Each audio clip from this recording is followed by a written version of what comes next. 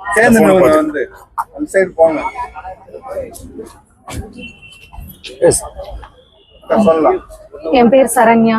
இங்க பீலமேட்ல இருந்து வரேன். இவருக்கு உடம்பு சரியில்லை, ஹார்ட் ப்ராப்ளம்.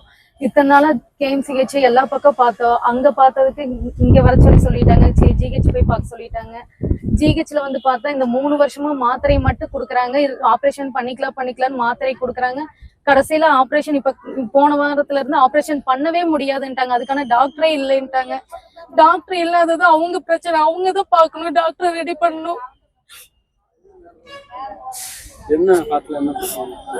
வாழ்வே மாத்தணும்னா வாழ்வே மாத்தணும் இருக்கு. இத்தனால பண்ணிக்கலாம் நாங்க.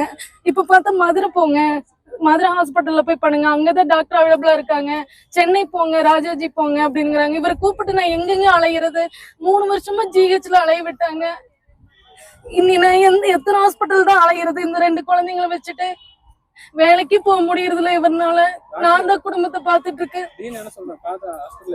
அவங்க இப்போ கலெக்டர் கிட்ட மனு கொடுத்தோன்னே என்ன தனியா கூப்பிட்டு போய் மனு வாங்கிட்டு அதுக்கான டாக்டர் இல்ல, 2-3 டாக்டர் இல்ல அப்படிங்கிறாங்க. அவங்க நினைச்சா பண்ண முடியும். வெளிய இருந்து ஹாஸ்பிட்டல்ல இருந்து டாக்டர் வரவழைச்சும் கூட பண்ணலாம்.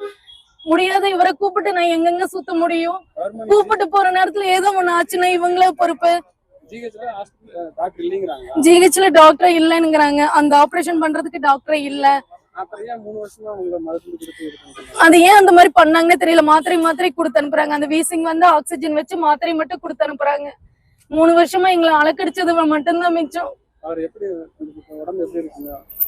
முடியல. நான் டெய்லியும் ஆக்சிஜன் வச்சு மூச்சு விட முடியாம ரொம்ப சிரமப்படுறாரு வீட்டுல. தனியார் ஹாஸ்பிட்டல் போனோம்னா காப்பீட்டுல பண்ண மாட்டேங்கிறாங்க. கவர்மெண்ட் காப்பீடு KMCH போய் 2 லட்ச ரூபா பக்கம் ஒரு ட்ரிப் அட்மிட் ஆனா 70,000 80,000 வாங்கிட்டு அனுப்பிச்சு விட்டுறாங்க.